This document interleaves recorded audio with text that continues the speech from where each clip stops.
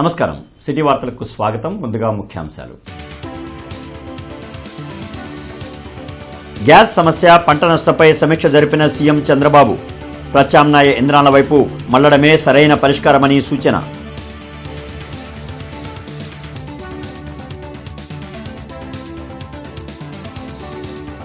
ప్రభుత్వ పాఠశాలలో ఎమ్మెల్యే నసీర్ ఆకస్మిక తనిఖీలు. మధ్యాహ్న భోజన పథకం అవకతవకలపై అసహనం, బాధ్యులపై చర్యలు తీసుకోవాలని ఆదేశం.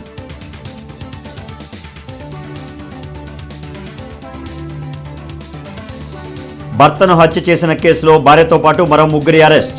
నిందితులు నేరం ఒప్పుకున్నట్లు ఎస్పీ వకుల్ జిందాల్ వెల్లడి.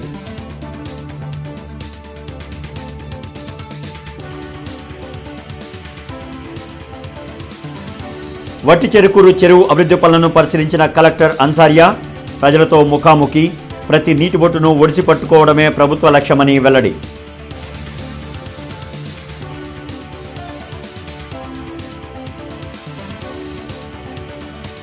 నేతాజీ నగర్లో పోలీసుల కార్డన్ సెట్.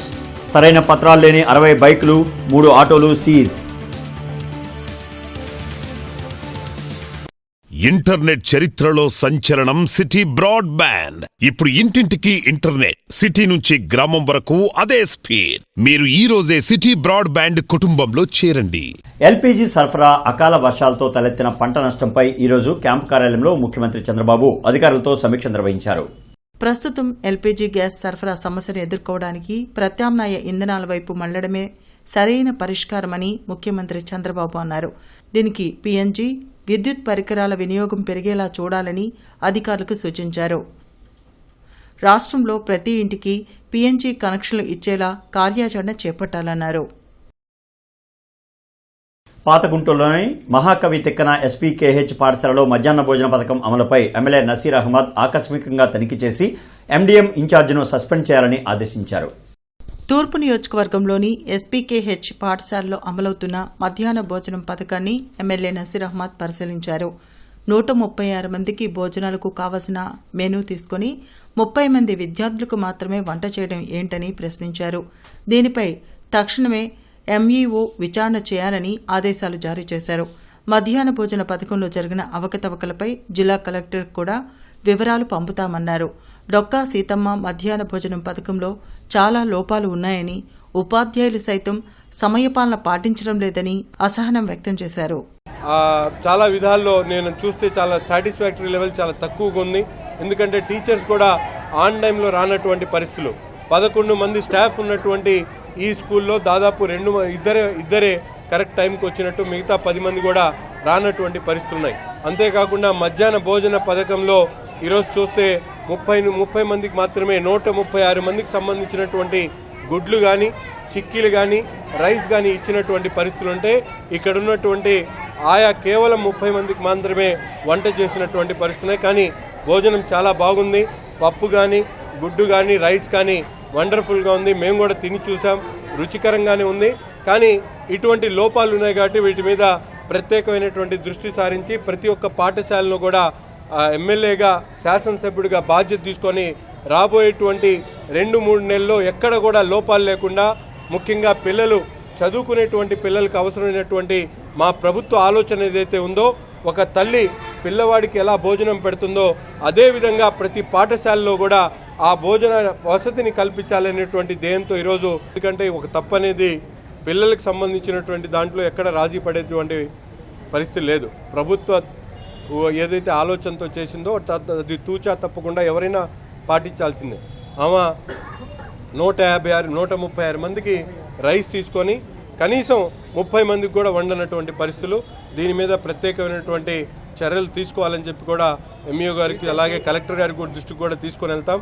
వెంటనే ఆమెను సస్పెండ్ చేస్తూ, తద్వారా 2 రోజుల్లో ఎవరైనా కొత్త వాళ్ళని తీసుకొని రావడమా, లేకపోతే దీని లెక్క ఎలా తేల్చాలనేది తీసిన తర్వాత మాట్లాడతాం. భర్తను హత్య చేసి చెరువులో పడేసిన భార్యతో పాటు మరో ముగ్గురిని పోలీసులు అరెస్ట్ చేశారు. జిల్లా పోలీస్ కార్యాలయంలో ఎస్పీ వకుల్ జిందాల్ కేసు వివరాలు వెల్లడించారు. దాసరిపాలెంకి చెందిన తిరుపతమ్మ, వెంకటేశ్వర్లు భార్యాభర్తలు మద్యం తాగి వేధిస్తుండటంతో తిరుపతమ్మ వెంకటేశ్వర్లపై తన బంధువులకి ఫిర్యాదు చేసింది. వారంతా కలిసి తాడుతో కట్టేసి వెంకటేశ్వర్లను కొట్టగా చనిపోవడంతో మృతదేహాన్ని ఈదులపాలెం చెరువులో పడేశారని చెప్పారు. ఎవరైతే డిసీజ్డ్ ఉన్నాడో, మృతుడు ఉన్నాడో, అతనికి భార్యతో డిఫరెన్సెస్ ఉన్నాయి. భార్యని మెంటల్గా, ఫిజికల్గా హరాస్ చేస్తుంటాడు. ఎప్పుడు కూడా తాగుతూ ఉంటాడు. భార్య మీద అనుమానం వ్యక్తం చేస్తుంటాడు. సో ఈ క్రమంలో వాళ్ళకి చాలా గొడవలు జరుగుతున్నాయి. 17th రోజున అతను తాగి ఉంటే భార్య సంబంధించిన సిస్టర్ని, అదేవిధంగా బావని రమ్మని చెప్పింది. వాళ్ళు వచ్చారు. వచ్చినాక ఈ ఎవరైతే మృతుడు ఉన్నాడో అతనితో వాళ్ళందరికీ ముగ్గురికి ఆర్గ్యుమెంట్ అయింది. ఆర్గ్యుమెంట్ అయినాక వాళ్ళు ఒక పోల్కి అతన్ని కట్టేసి ఇతన్ని స్టిక్స్తో, రాడ్స్తో కొట్టడం జరిగింది. చనిపోయాడు. ఒక మోటార్ సైకిల్ మీద, ఒక గోనె సంచిలో బాడీ పెట్టి మోటార్ సైకిల్ మీద తీసుకెళ్లి ఈ ఈదులపాలెంలో ఉన్న చెరువులో డంప్ చేశారు. వటిచేకూరు చెరువు అభివృద్ధి పనులను 50 లక్షలతో చెప్పినట్లు కలెక్టర్ మేమయ్య తెలిపారు. చెరువు అభివృద్ధి పనులను ఆమె తనిఖీ చేశారు. ప్రధానమంత్రి కృషి సంచయ్ యోజన కింద పనులకు 50 లక్షల రూపాయలు మంజూరు చేశారు. చెరువును ఆహ్లాదంగా, సుందరంగా తయారు చేయడం జరుగుతుందని తెలిపారు. చెరువును పరిరక్షించుకుంటున్న విధానాన్ని, అభివృద్ధి చేసుకుంటున్న వివరాలను గ్రామస్తులు జిల్లా కలెక్టర్ తమీం అన్సారియాకు తెలిపారు. దీనికి జిల్లా కలెక్టర్ స్పందిస్తూ చెరువును చక్కగా వినియోగించుకోవాలని సూచించారు. ప్రతి నీటి బొట్టును ఒడిసి పట్టాలని ప్రభుత్వ లక్ష్యమని, అందుకు తగిన విధంగా గ్రామస్తులు చర్యలు చేపట్టడం ఆనందంగా ఉందన్నారు. మహిళలు గ్రామాభివృద్ధిలో భాగస్వామ్యం కావాలని కలెక్టర్ పిలుపునిచ్చారు. ఈ కార్యక్రమంలో జిల్లా నీటి యాజమాన్య సంస్థ ప్రాజెక్ట్ డైరెక్టర్ వి శంకర్, వట్టిచెరుకూరు మండల తహసీల్దార్, మండల పరిషత్ అభివృద్ధి అధికారి, గ్రామ ప్రజలు పాల్గొన్నారు.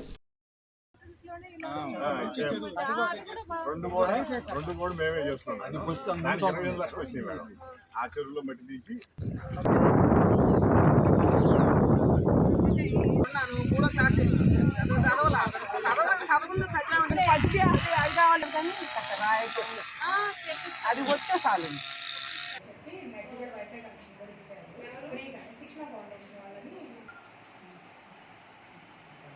పటాభిపురం పోలీస్ స్టేషన్ పరిధిలోని నేతాజీ నగర్లో కార్డన్ సెర్చ్ చేపట్టారు. ఎస్పీ వకుల్ జిందాల్ నేతృత్వంలో తనిఖీలు చేపట్టారు. గంజాయి నిర్మూలనే లక్ష్యంగా ప్రభుత్వం పనిచేస్తుందని ఇన్ఛార్జ్ డీఎస్పీ శ్రీనివాసరావు తెలిపారు. సీతానగర్లో కాటన్ సెర్చ్ నిర్వహించి స్థానికులకు అవగాహన కల్పించారు. సరైన ధ్రువపత్రాలు లేని 60 ద్విచక్ర వాహనాలు, 30 ఆటోలను సీజ్ చేశారు.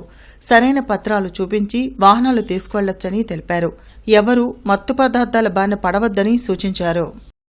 నేను డ్రగ్స్ లేని జీవితాన్ని గడుపుతాను. నేను డ్రగ్స్ లేని జీవితం మరింత సరదాగా ఉంటుందని నా స్నేహితులకు చూపిస్తాను.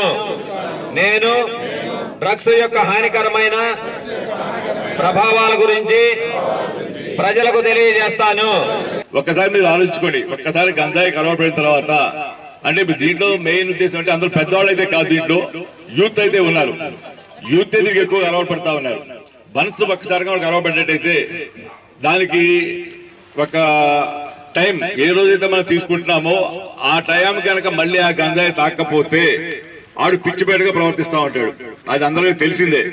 దానికి ఫస్ట్ నుంచి కూడా దీంట్లో మీ యొక్క తల్లిదండ్రుల పాత్ర చాలా ముఖ్యమైనది. దీంట్లో గద్దర్ అవార్డు ఫంక్షన్లో చిరంజీవి మాట్లాడిన మాటలను కొందరు వక్రీకరించి అసత్య ప్రచారాలు చేస్తున్నారని జనసేన పార్టీ జిల్లా అధ్యక్షులు గాదె వెంకటేశ్వరరావు మండిపడ్డారు.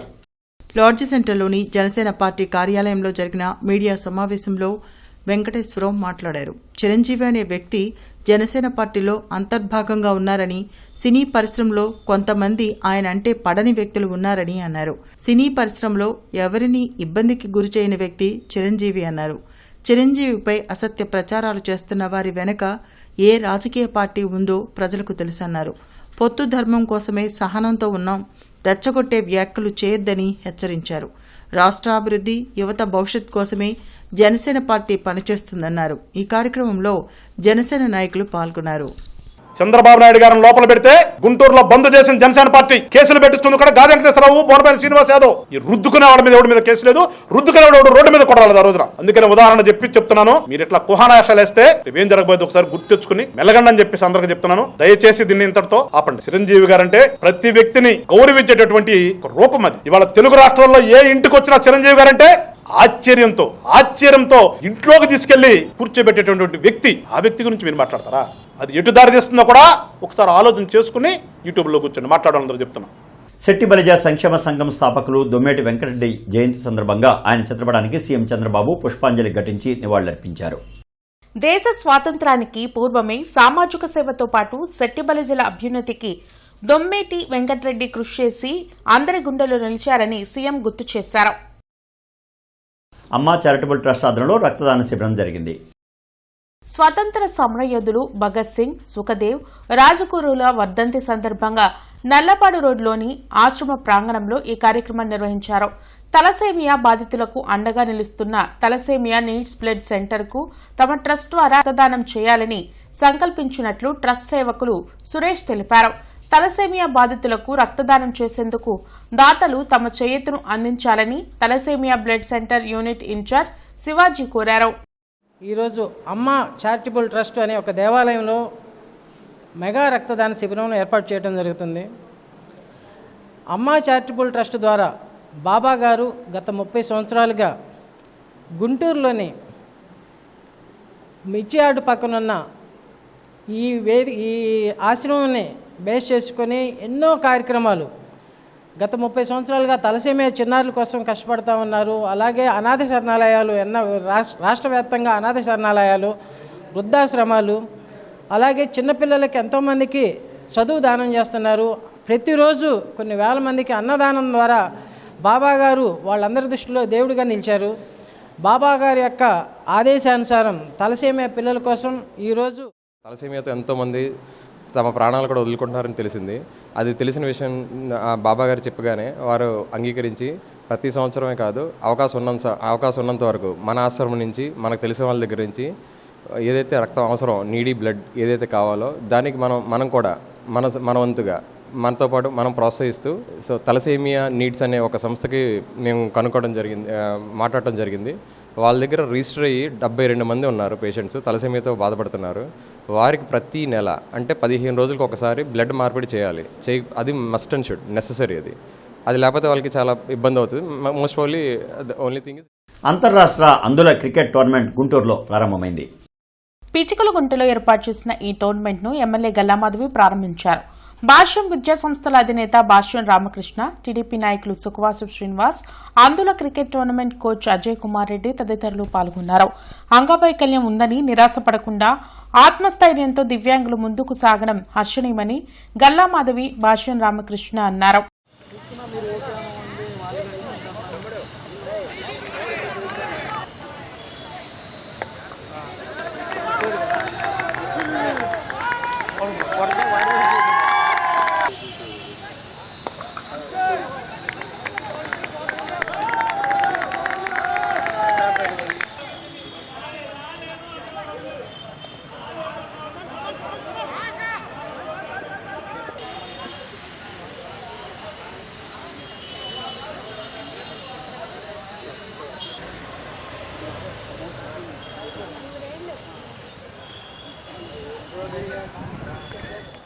పిచ్చుకలగుంట గ్రౌండ్లో అందుల యొక్క క్రికెట్ టోర్నమెంట్ని జరుపుకోవడం జరుగుతుంది. ఇది నిజంగా ఆంధ్రప్రదేశ్ బ్లైండ్ అసోసియేషన్ వారి ఆధ్వర్యంలో ఇలాంటి ఒక గొప్ప ఆటని ప్రోత్సహించడం అనేది నిజంగా చాలా సంతోషం. ఎందరికో స్ఫూర్తిదాయకంగా నిలుస్తుంది ఈరోజు ఈ టోర్నమెంట్. ఇది ఇంటర్ స్టేట్ టోర్నమెంట్గా చెప్తున్నారు. ఇటు ఆంధ్రప్రదేశ్ టీం, అదేవిధంగా మధ్యప్రదేశ్ టీం ఈ ఆటలో పాల్గొనబోతూ ఉన్నాయి. ఈ రవీంద్రబాబు గారి ఆధ్వర్యంలో ఈ బ్లైండ్ అసోసియేషన్తో భాష విద్యా సంస్థలకు ఎప్పటి నుంచో అనుబంధం ఉంది. మరి వాళ్ళ ఆటానికి ప్రోత్సహించే ప్రతి ఒక్కరికి కూడా నా ధన్యవాదాలు తెలియజేస్తూ ఈరోజు దీనికి ముఖ్య అతిథిగా వచ్చేసిన గల్లా మాధవి గారికి, మా సోదరుడు సుఖా శ్రీనివాసరావు గారికి, అట్లాగే మిగిలిన అతిథులందరికీ ఇటువంటి టోర్నమెంట్స్ మరిన్ని జరగాలని, అది కూడా మా గుంటూరు వెస్ట్లోనే జరగాలని మా cricket association for the blind Andhra Pradesh secretary Ravindra Babu గారు అండ్ ప్రెసిడెంట్ మా శరత్ గారు వీళ్ళ ఆధ్వర్యంలో ఆంధ్ర క్రికెట్ సపోర్ట్తో ఆంధ్ర క్రికెట్ అసోసియేషన్ కేసినేని చిన్ని గారు, సానా సతీష్ గారు, ప్రతి ఒక్క మెంబర్స్ డిఫరెంట్ లెవెల్ క్రికెట్ని మేము నార్మల్ క్రికెట్తో ఈక్వల్గా చూస్తాము, మీకు అన్ని రకాలుగా మేము సపోర్ట్ చేస్తామని గత 6 నెలల నుంచి మాకు అన్ని విధాలుగా సపోర్ట్ చేస్తున్నటువంటి ఏసీకి ధన్యవాదాలు తెలియపరుచుకున్నాను. ఏటీ అగ్రహారంలోని ది సెంట్రల్ స్కూల్లో young innovators arts and science expo నిర్వహించారు. ప్రముఖ orthopaedic doctor Paladugu Lakshminarayana, dentist doctor Mounika పాల్గొనే ఎగ్జిబిషన్ ను ప్రారంభించారు. చిన్నారులు సృజనాత్మకతతో చేసిన ఎగ్జిబిట్స్ ను ఆసక్తిగా తిలకించారు. ఇలాంటి ఎగ్జిబిషన్ల ద్వారా పిల్లల్లో సైన్స్ పట్ల ఆసక్తిని పెంపొందించడంతో పాటు నూతన ఆవిష్కరణలను వెలికితీసే అవకాశం ఉంటుందని అతిథులతో పాటు స్కూల్ డైరెక్టర్ రామచంద్రరావు తెలిపారు.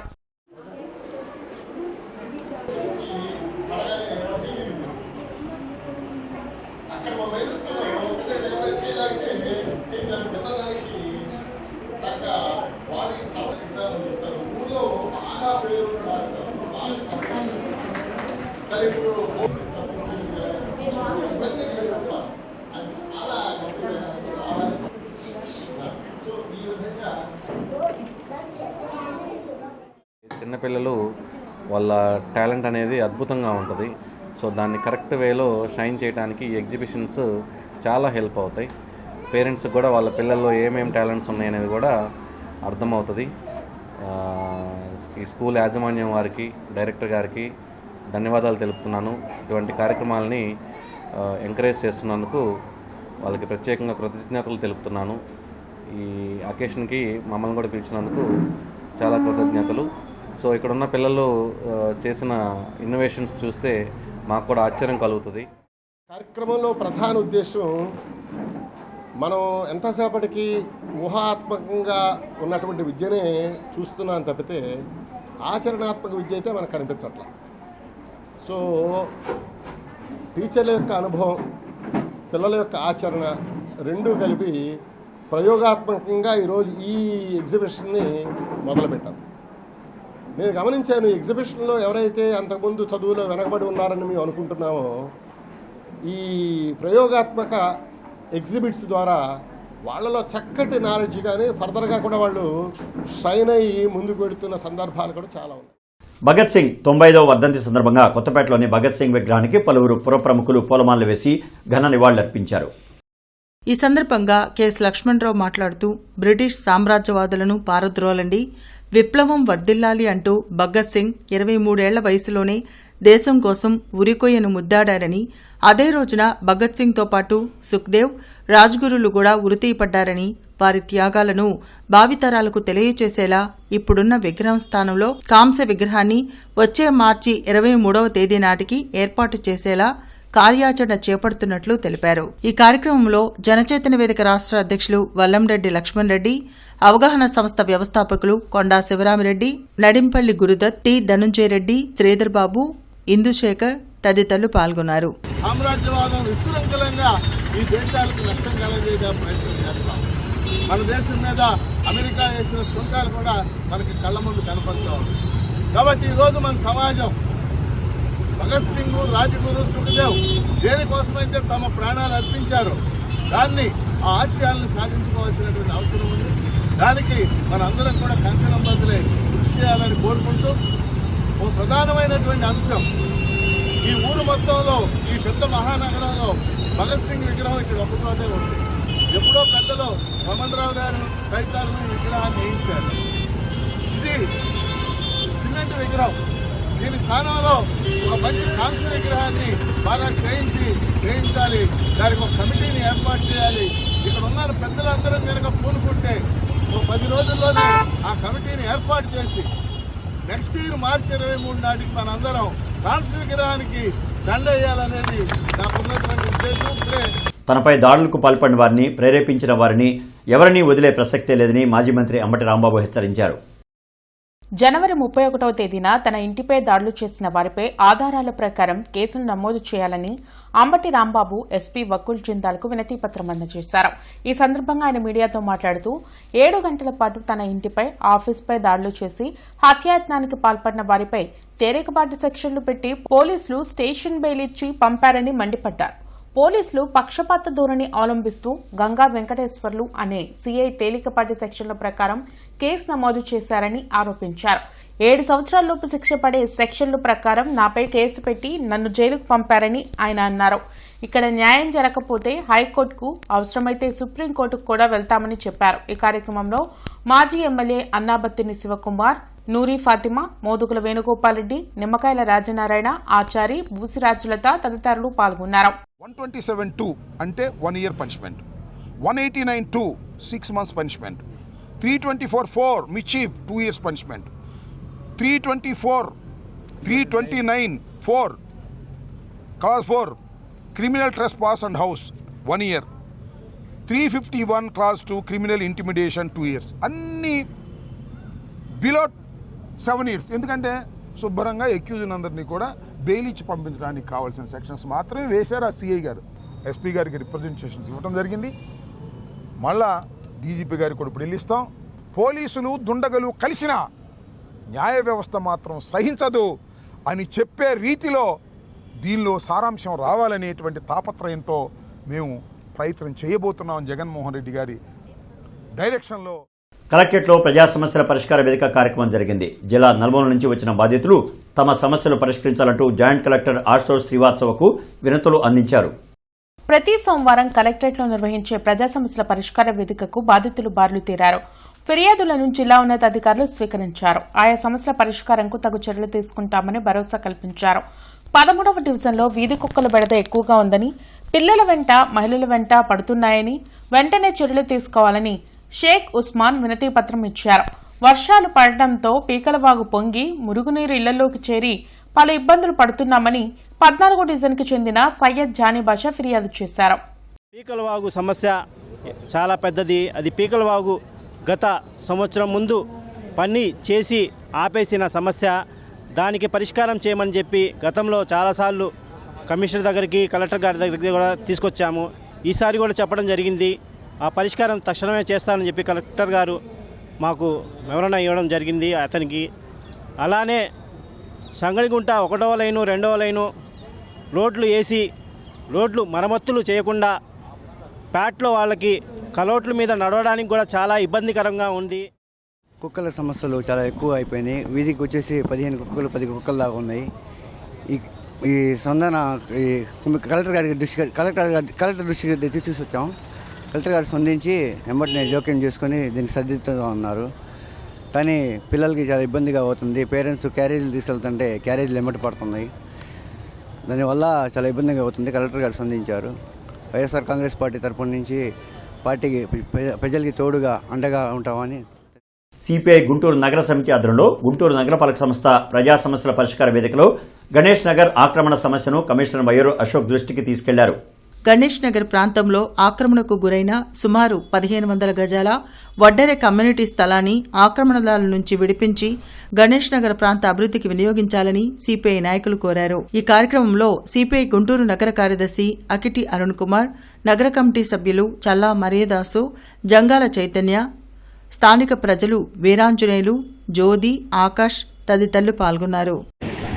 సుమారుగా 600-700 కుటుంబాలు వడ్డెర కులానికి సంబంధించినటువంటి కుటుంబాలకు నివాసం ఉంటా ఉన్నాయి. ఆ యొక్క కుటుంబాల అవసరాల రీత్యా కమ్యూనిటీ హాలు ఆ ప్రాంతంలో ఆనాటి పెద్దలు ఏర్పాటు చేయడం జరిగింది. సుమారుగా 1500 నుంచి 1800 గజాలు ఉన్నటువంటి ఆ యొక్క కమ్యూనిటీ హాల్ స్థలం ఈరోజు ఆక్రమణకి గురవుతూ ఉంది.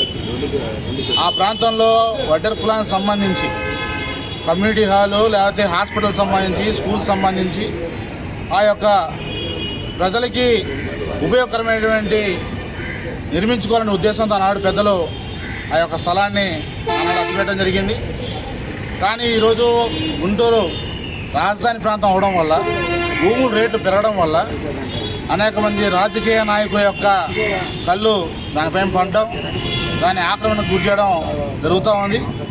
ఇంటర్నెట్ చరిత్రలో సంచలనం సిటీ బ్రాడ్బ్యాండ్. ఇప్పుడు ఇంటింటికి ఇంటర్నెట్, సిటీ నుంచి గ్రామం వరకు అదే స్పీడ్. మీరు ఈ రోజే సిటీ బ్రాడ్బ్యాండ్ కుటుంబంలో చేరండి. జిల్లా ఎస్పీ కార్యాలయంలో ప్రజా సమస్యల పరిష్కార వేదిక కార్యక్రమం జరిగింది. జిల్లా నలుమూల నుంచి వచ్చిన బాధితులు తమ సమస్యలు పరిష్కరించాలంటూ ఎస్పీ కార్యాలయంలో అధికారులకు వినతులు ఇచ్చారు. ప్రతి సోమవారం ఎస్పీ కార్యాలయంలో నిర్వహించే ప్రజా సమస్యల పరిష్కార వేదికకు బాధితులు భారీగా తరలివచ్చారు. ఫిర్యాదులను పోలీసు ఉన్నతాధికారులు స్వీకరించారు. ఆయా పరిష్కారానికి తగు చర్యలు తీసుకుంటామని భరోసా కల్పించారు. పేద విద్యార్థులకు వర్తింపచేసే మధ్యాహ్న భోజన పథకాన్ని గరికపాటి ఎగతాళిగా మాట్లాడడం దారుణమని దళిత సంఘాల నేతలు మండిపడ్డారు. వెంటనే ఆయనపై సుమోటోగా కేసు నమోదు చేసి ఆయనకు ప్రభుత్వం ఇచ్చిన పద్మశ్రీ అవార్డును వెనక్కి తీసుకోవాలని మాల మహానాడు జాతీయ అధ్యక్షులు gold Arun Kumar SP grievance లో వినతి పత్రం అందజేశారు. నన్ను నమ్మి రైతులు పెట్టిన మిర్చి టిక్కేలను లీలా గాయత్రి కోల్డ్ స్టోరేజ్ లో ఉంచితే ఎవరికి తెలియకుండా అమ్ముకొని ఇబ్బందులు పెడుతున్నారని ఈశ్వరి ట్రేడింగ్ కంపెనీ నిర్వాహకులు వెంకటేశ్వర్లు ఫిర్యాదు చేశారు. 18 బస్తా పెట్టినాము, దానిలో 400 బస్తా అమ్మినాము. అమ్మితే బస్తా వాటికి 3,000 చొప్పున ఇచ్చిన లోను కూడా అమ్మి లీలగాయత్రి ఓనర్ కట్టినాము. మిగతా బ్యాలెన్స్ బస్తాల కోసం 1,400 బస్తాల కోసం మా రైతులు ఆ లీలగాయత్రి స్టోరేజ్కి నెలకోసారి వచ్చిస్తున్నారు. వచ్చినప్పుడు మీకు ఇవ్వాల్సిన బాకీ మేము కడతాము, మీరు మాకు తెలియకుండా కానీ అమ్మవద్దు, లేని పక్షంలో మా కమిషనర్కు తెలియకుండా అమ్మవద్దు అని చెప్పినారు. ఈ విధంగా 4-5 పరిణామాలు వచ్చినారు. వచ్చి లీలగాయత్రి మేరే హనుమంతరావు గారికి మీరు కట్టాల్సిన పైకి మేము కడతాము, కానీ మా మిర్చి అమ్మితే ఒప్పుకోమన్నారు. ఈ విషయం లీలగాయత్రి ఓనర్ అయినా మధ్యాహ్నం హనుమంతరావు ఖాతా చేయకుండా 1,400 బస్తా అమ్ముకున్నాడండి. ఎవరైతే ప్రజలకు సూక్తులు చెబుతారని బహిరంగంగా ప్రవచనాల పేరుతో మాట్లాడేటువంటి గరికపాటి నరసింహరావు నిన్న ఒక బహిరంగ ప్రసంగంలో మాట్లాడుతూ మధ్యాహ్నం భోజన పథకాన్ని ఉద్దేశించి ఈ హాస్టల్లో అవసరమా, కొత్త పెళ్లి కొడుకుల్లాగా ముస్తాబయ్యి వచ్చి ఈ హాస్టల్లో తిని పడుకొని దీనివల్ల ఏం ఉపయోగం అని చాలా కించపరిచే విధంగా మాట్లాడారు. మా పిల్లలు తినే తిండి మీద కూడా మీరు ఆంక్షలు విమర్శలు చేయడం అనేది చాలా సిగ్గుచేటు. దీని మీద సుమోటోగా స్వీకరించి నరసింహరావుకి ఇచ్చిన పద్మశ్రీని కూడా రాష్ట్ర ప్రభుత్వం వెనక్కి తీసుకోవాలని సందర్భంగా డిమాండ్ చేస్తూ నగరంలో క్రైస్తవ సమాజ తోటలకు స్థలాలు ఏర్పాటు చేయాలని కలెక్టర్ తమీం అన్సారియాకు పాస్టర్లు, క్రైస్తవ సంఘాల నాయకులు వినతిపత్రం అందించారు. ఈ సందర్భంగా RCM church coordinator father Chandramohan జిల్లా కలెక్టర్కు సమాధులకు స్థలాలు లేక క్రైస్తవులు అనేక ఇబ్బందులు పడుతున్నారని, తక్షణమే యుద్ధ ప్రాతిపదికన క్రైస్తవులకు గుంటూరు నగరంలో సమాధి తోటలకు స్థలాలు ఏర్పాటు చేయాలని విజ్ఞప్తి చేశారు. జీఎంసీ ప్రధాన కార్యాలయంలోని కౌన్సిల్ హాల్లో జరిగిన పీజీఆర్ఎస్ ద్వారా ప్రజల నుంచి ఉద్యోగ, కార్మిక సమస్యలపై కమిషనర్ మయూర్ అశోక్ అర్జీలు స్వీకరించారు. ఈ సందర్భంగా కమిషనర్ మయూర్ అశోక్ ప్రజల నుండి అర్జీలు తీసుకుని మాట్లాడుతూ పీజీఆర్ఎస్ ఇతర వేదికల ద్వారా ప్రజలు ఇస్తున్న అర్జీలను సమగ్రంగా పరిష్కారం చేయడం లేదని, తమకు ఫిర్యాదులు అందుతున్నాయని, జీఎంసీ పీఎంయూ బృందం క్రాస్ చెకింగ్లో అటువంటి వారిని గుర్తిస్తే కఠిన చర్యలు తీసుకుంటామని హెచ్చరించారు.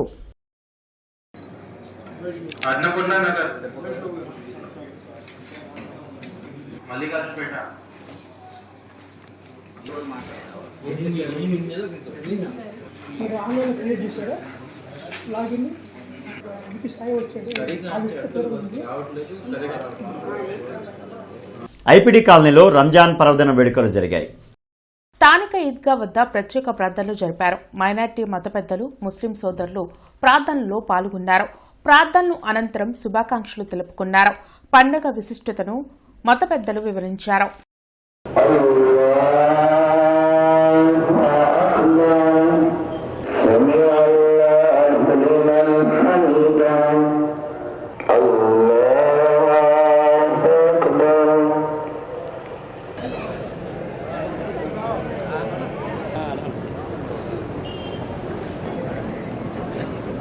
మసీదు డబ్బులతో టెంట్లు కానివ్వండి, కార్పెట్స్ కానివ్వండి, పట్టాల మీద చేసుకునేవాళ్ళం. ఈరోజు మరి నసీర్ అహ్మద్ గారు ఛార్జ్ తీసుకున్నప్పటి నుంచి కూడా, శాసనసభ్యులుగా ఛార్జ్ తీసుకున్నప్పటి నుంచి కూడా పండుగలన్నీ కూడా మసీద్ది ₹1 లేకుండా పండగ వాతావరణంలో షామియానాలు ₹1 కూడా చెల్లించకుండా అంగరంగ వైభవంగా చేపిస్తున్న ఘనత శాసనసభ్యులు వారు. హిందూ హైస్కూల్లో జరిగే 10వ తరగతి పరీక్షలను కలెక్టర్ తమీం అన్సారియా తనిఖీ చేశారు. విద్యార్థులు పరీక్షలు రాస్తున్న తీరును గమనించారు. పరీక్షా కేంద్రాల్లో కనీస అవసరాలైన త్రాగునీరు, వైద్య శిబిరం ఏర్పాట్లను పరిశీలించారు. పరీక్షల సమయంలో నిరంతరాయంగా విద్యుత్ సరఫరా, విద్యార్థులు సకాలంలో పరీక్షా కేంద్రాలకు చేరుకోవడానికి బస్ సౌకర్యం తదితర అంశాలను అడిగి తెలుసుకున్నారు. పరీక్షా కేంద్రాల వద్ద 144 సెక్షన్ అమలు, పరీక్షల సమయంలో చుట్టుపక్కల జిరాక్స్ మిషన్ దుకాణాలు మూసివేయడం అంశాలను గురించి వాకప్ చేశారు. Commissioner Mayur Ashok old club road bus stand Nehru Nagar తదితర ప్రాంతాల్లో విస్తృతంగా పర్యటించి క్షేత్రస్థాయిలో పారిశుధ్య పనులను పరిశీలించారు. ఈ సందర్భంగా కమిషనర్ మాట్లాడుతూ జీఎంసీ పరిధిలో పారిశుధ్య నిర్వహణలో ఎలాంటి లోపాలకు తావులేదని, ఎక్కడైనా సిబ్బంది, అధికారులు, సచివాలయ సెక్రటరీలు విధుల్లో నిర్లక్ష్యంగా వ్యవహరించినట్లు గుర్తిస్తే కఠిన చర్యలు తప్పవని స్పష్టం చేశారు. నేటి మిర్చి ధరలు ఇలా ఉన్నాయి. నాన్ ఏసీ మిర్చి ధరలు కామన్ వెరైటీ 334 రకం minimum 13,500, maximum 22,000, model 21,000. Number 5 minimum 13,500, maximum 22,000, model 20,500 రూపాయలు. 273 రకం మినిమం 14,000, మాక్సిమం 21,500, మోడల్ 21,000. 341 రకం మినిమం 14,000, మాక్సిమం 22,500 రూపాయలు, మోడల్ 21,000. 4,884 రకం మినిమం 13,500, మాక్సిమం 19,500, మోడల్ 18,500 రూపాయలు. స్పెషల్ వెరైటీ తేజ రకం మినిమం 13,000, మాక్సిమం 19,300, మోడల్ 19,000. బడిగి 355 మినిమం 14,000, మాక్సిమం 23,000, మోడల్ 22,000. దేవనారు deluxe minimum 15,500, maximum 22,500, model 22,000. Armoor రకం మినిమం 13,500, మాక్సిమం 18,000, మోడల్ 17,000. మిర్చి తాలూకాయ కామన్ వెరైటీ 334 రకం మినిమం 7,500, మాక్సిమం 10,300, మోడల్ 9,900 రూపాయలు. మిర్చి తాలూకాయ కామన్ వెరైటీ 334 రకం minimum 7,500, maximum 10,300, model 9,900. Number 5 minimum 7,500, maximum 10,000, model 9,500 రూపాయలు. 341 రకం మినిమం 8,000, మాక్సిమం 12,000, మోడల్ 11,500 రూపాయలు. స్పెషల్ వెరైటీ తేజ రకం మినిమం 7,500, మాక్సిమం 9,800, మోడల్ 9,600. బడిగి మినిమం 8,500, మాక్సిమం 10,300, మోడల్ 10,000 రూపాయలు. వార్తలు ముగించే ముందు ముఖ్యాంశాలు మరొకసారి. గ్యాస్ సమస్య, పంట నష్టంపై సమీక్ష జరిపిన సీఎం చంద్రబాబు. ప్రత్యామ్నాయ ఇంధనాల వైపు మళ్లడమే సరైన పరిష్కారమని సూచన.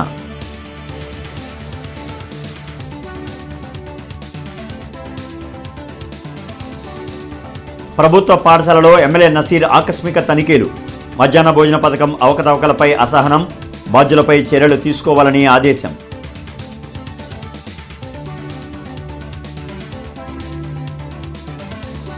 భర్తను హత్య చేసిన కేసులో భార్యతో పాటు మరో 3 అరెస్ట్. నిందితులు నేరం ఒప్పుకున్నట్లు ఎస్పీ వకుల్ జిందాల్ వెల్లడి.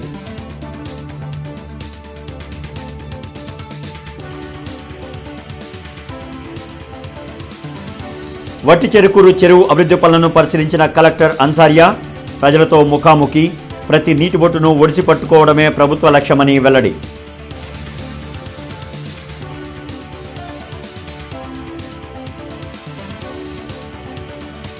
నేతాజీ నగర్లో పోలీసుల కార్డన్ సెట్. సరైన పత్రాలు లేని 60 బైకులు, 3 ఆటోలు సీజ్. ఇక ఈ వార్తలు ఇంతటితో సమాప్తం. నమస్కారం.